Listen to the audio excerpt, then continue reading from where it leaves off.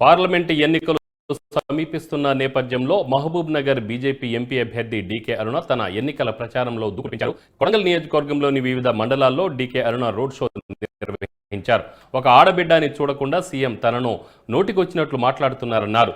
6 గ్యారెంటీలు ఇస్తామని చెప్పి ప్రజలను మోసం చేసి రేవంత్ రెడ్డి సీఎం అయ్యారని విమర్శించారు.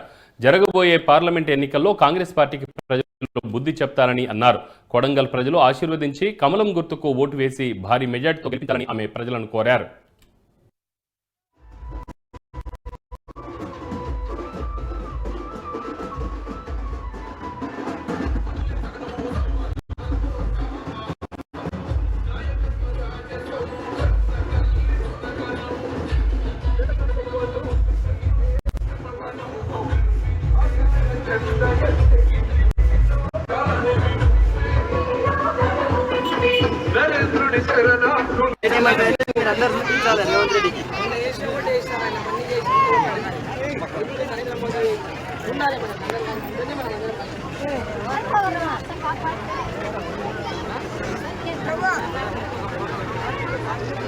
అదేవిధంగా ఎస్సీ బీసీ మైనారిటీలకు ప్రతి ఒక్క పేదవాళ్లకు ఈ రోజు పెద్ద ఎత్తున నరేంద్ర మోదీ గారు అనేకమైనటువంటి పథకాలు తీసుకొచ్చిండు.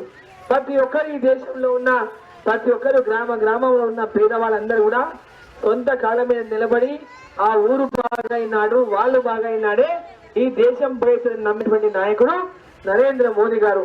ఈ రోజు ఆయన ఉండాలి, ఎందుకంటే పేదవాడు పేదకరం తెలిసినటువంటి వాడు కాబట్టి నరేంద్ర మోదీ గారు ఉండాలంటే ఆయన ఉంటాడు గ్యారంటీగా. మోదీ అనే ఈ దేశంలో రాజ్యం రావాలా లేదా, మన ధర్మం ఉండాలా లేదా, మన ధర్మం నిలబడాలా, ఈ దేశంలో శ్రీరామ రక్ష రావాలా, అందరికీ దేవుడు అందరికీ శ్రీరాముడి యొక్క అక్షంతలు వచ్చినాయా, ప్రతి ఒక్కరికి.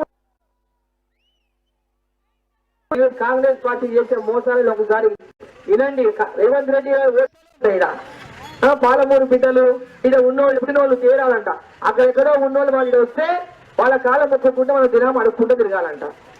అక్కలారా అమ్మలారా ఆడపిల్లలని లేకుండా నోటికి వచ్చినట్లు ఆయన మాట్లాడుతున్నారు. మీరు అందరూ కూడా చూసింటారు ఆయన ఎట్లా మాట్లాడుతున్నాడు, ఏం మాట్లాడుతున్నాడు. నోటికి హద్దు పద్దు లేకుండా, ఒక ఆడపిల్ల అనేటటువంటి గౌరవం లేకుండా నోటికి వచ్చినట్లు మాట్లాడుతున్నాడు. అరుణమ్మలాగా పని చేయకుంటే ఓర్వ లేకుంటే ఆ విధంగా తిట్టాల్సిన అవసరం లేదు.